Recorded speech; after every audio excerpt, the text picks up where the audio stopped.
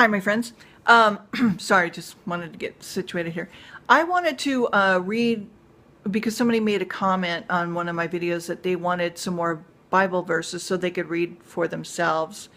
And and I thought this would be good for you guys as well. So, anyone, he or she could read, and let the Lord lead you in his way.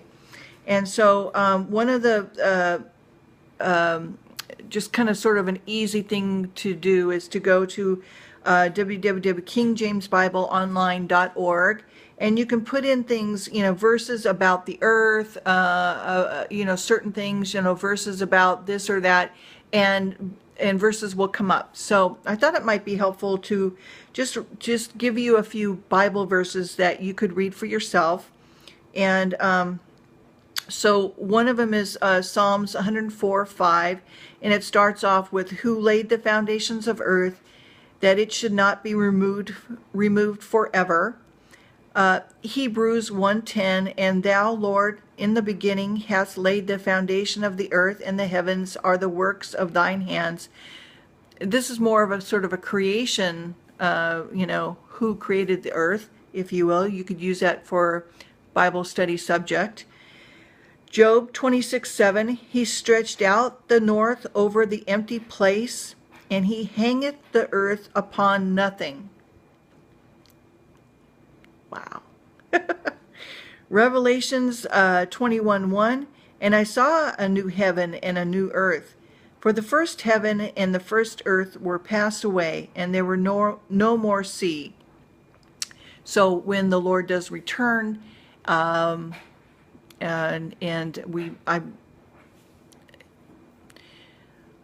thinking that, okay, we're in the end times.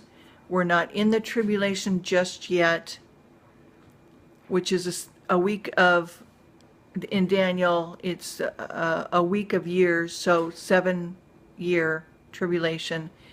And then in the midpoint of that tribulation, certain things are going to happen, and the rapture and all that.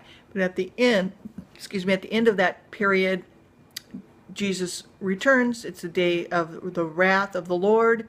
It is also the beginning day of the millennium that we will be spending with the Lord. And you can look more into that as well. So I'm not sure if at that time it'll be all earth and no sea. And he'll be bringing down the New Jerusalem at that time. I don't know. Okay. Isaiah 40:22, "He that sitteth upon the circle of the earth, for the first heaven, the circle of the earth, and the inhabitants thereof are as grasshoppers, that stretcheth out the heavens as a curtain, and spreadeth them out as a tent to dwell in." And then Genesis 1:131, I've read that to you before. "In the beginning God created heaven and earth," and you can read more about that. Isaiah 45:18, "For thus saith the Lord that created the heavens, God himself that formed the earth made it. He had established it. He had created it not in vain. He formed it to be inhabited. I am the Lord, and there is none else." Psalms 104:5-9, it's a long one. You could read that for yourself, but it starts off with, "Who laid the foundations of the earth, that it should not be removed forever," and you can read more. And then 1 Samuel 2:8, "He raised up the poor out of the dust. He lifted the beggars from the dunghill, to set them among the princes, and to make them inherit the throne of glory. For the pillars of the earth are the Lord's, and he has set the world upon them." So that's what I mentioned before in my last video. The pillars of the earth are the Lord's, and he hath set the world upon them. It's just the pillars are more of a foundation. Okay, it's not literal. Okay. Hebrews 1:10-12, "Now thou, Lord, in the beginning hast laid the foundation of the earth, and the heavens are the works of thine hands." And then it goes on, Jeremiah, and some more in Psalms. So that's one thing that I pulled up. Openbible.org You can put in like the beauty of the earth or verses about the earth again, and you'll get a bunch of verses. Colossians 1:16 through 17. For and by him all things were created in heaven on earth, visible and invisible, whether thrones or dominions or rulers or authorities. All things were created through him and for him. For he is before all things, and in him all things hold together. So we're all held together by God. Okay? And he could let it go at any time. So then it goes to Psalms, John, Genesis, Psalms again. Psalms and Romans. Just talk about Romans 1:20, his invisible attributes, namely his eternal power, his divine nature, clearly perceived, and that so that people are without excuse. That's that beautiful verse there. And Psalms, Genesis, Isaiah, Job. Job is really a helpful book that you can read that really explains, and God questions Job and said, well, who are you? Do you know who how I laid the measurements out and where I put the cornerstone, and who are you to say who made the, I mean, yeah, I'd be cowering. I'd be like in the corner going, it wasn't me, I'm sorry, anyway, just, but, he explains in there about how he created the earth and what he did and so forth. And so I thought that was really helpful. And like I said, you can do it. You can read it like Job 12:7-9, for example. But, ask the beasts, they'll teach you. The birds of the heavens, they will tell you. The bushes of the earth, they will teach you. The fishes of the sea will declare it to you.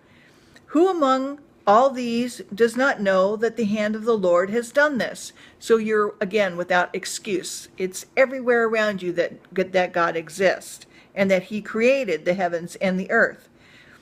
Now, we're still talking about the flat earth and sphere. I'm kind of, still staying, I'm just to tell you that I still don't believe it's flat. Okay, I believe that it is round. Because of my previous video, it was debunked about the flat earthers thing. So, whew. Okay, so I don't have to rack my brain around that one. Okay, I did want to read you something else, but it goes to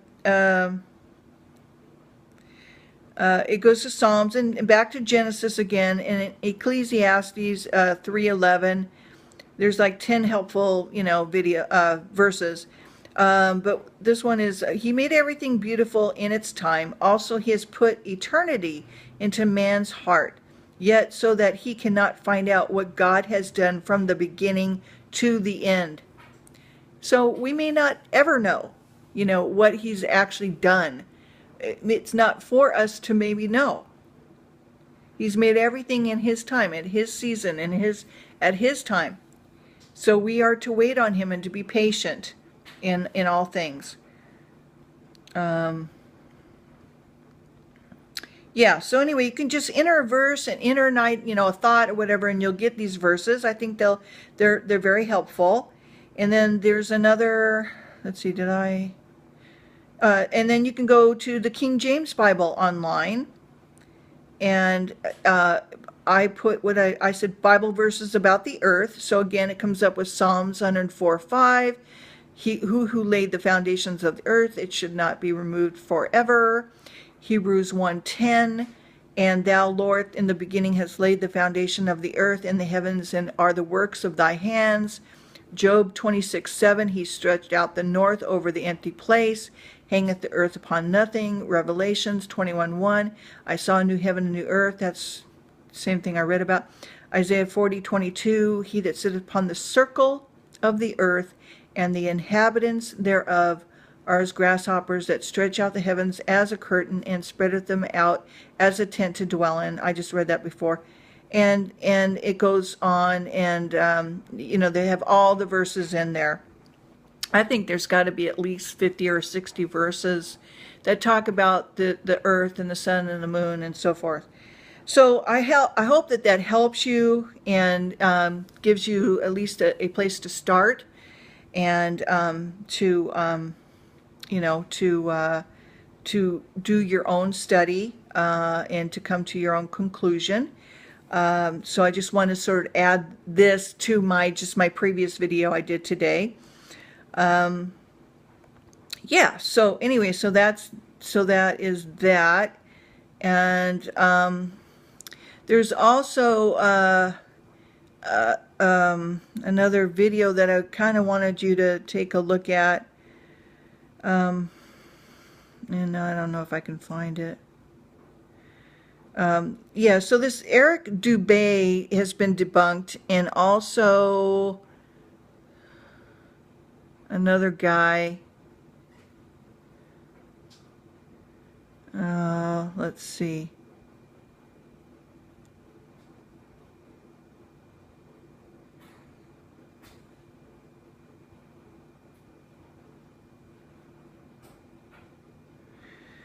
Yeah, so anyway, I'm sorry to take up my time just kind of looking at this. I should have had this ready for you. But I think if you look at David Ridden, R-I-D-E-N, his video goes into some more about who he is debunking here. So yeah, that's the only name I can think of right offhand. He seems to be, you know, nice guy, artist. I really, you know, I like him. He's, you know, I mean, there's nothing wrong with him. He's just doing his own thing, you know. Everybody's on their own journey, and it just takes people. Sometimes people go the long way. Sometimes people take the shortcut. Sometimes people are endowed with this and that and the third thing that helps them, you know, along in life. And I think the Lord has given us, each and every one of us, certain gifts, and I don't think we'll ever know everything. You know, you still see people questioning out, God, I can't wait till I can get to heaven and ask God about this or that or the third thing. And I've got plenty of those too myself. So again, enjoy your Friday. And I think that's about it on the moon and the earth and so forth. Leave a thumbs up, leave a comment. Be nice, be kind. If you don't, I will block you.